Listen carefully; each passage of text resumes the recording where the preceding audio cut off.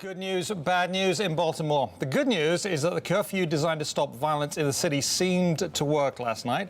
The bad news is if you want to see today's Orioles game, don't bother going to the stadium because no one but the players and the umpires will be allowed in. WSJ's Scott Calvert has the details.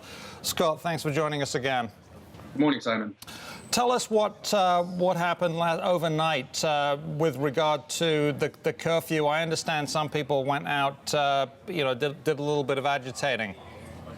Yeah, well, I think that the main story is that the curfew appeared to hold. Things were pretty calm overnight in Baltimore. The curfew took effect at 10 o'clock last night, and when it did, there were a couple of hundred people out at the site of some of the rioting on Monday night who didn't want to leave, and there was a standoff with police.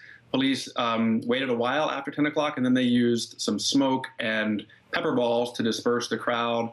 And in the end, they said they made about 10 arrests, pretty small number compared to what had been the scene, Monday night. Okay, now we've also got the situation with the Orioles game. What's happening there? Yeah, it's unprecedented. A Major League Baseball game has never been played in front of 0 fans. And the game this afternoon at 2 o'clock, as you say, will be played with nobody there except the players, the umpires, and some sports writers and a few others. And Major League Baseball, they said that the decision was made out of safety concerns, and also because city resources are needed when there's a baseball game, and obviously that there's a big pressure on city resources now with cleanup and making sure that order is maintained.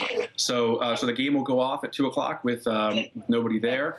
The games last night and the night before that were postponed because of the unrest in the city. And the game on Saturday evening actually was affected by some of the violence that marred generally peaceful demonstrations that day that happened right around the stadium. And toward the end of the game, fans were told to stay at the stadium temporarily to ensure their safety when they left. That is a very nice stadium. Now, this weekend series with Tampa being moved to Florida, Scott, it's rare for games to be moved, but it's been done before in the face of adverse conditions. Like in 2008, Hurricane Ike forced Major League Baseball to move to Houston-Chicago game to Milwaukee. And last year, several feet of snow pounded Buffalo, forced the NFL to move the Jets-Bills game to Detroit.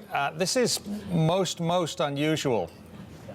Yeah, it's very, very unusual. And it's interesting because I don't think people are too focused on baseball right now in Baltimore. But, the Orioles, they certainly are a unifying force in the city. And you find deep, deep support and loyalty all across the city, white, black, otherwise, rich, poor, you name it. And it's interesting, at the funeral for Freddie Gray on Monday, the lawyer for the Gray family, Billy Murphy, was talking about the need to change Baltimore and reform the police department and so forth. And he said that he was tired of telling people that the best things about Baltimore are the Orioles and the Baltimore Ravens. So there's a lot of support for the team, but I think people, by and large, probably understand the need for doing what they're doing now.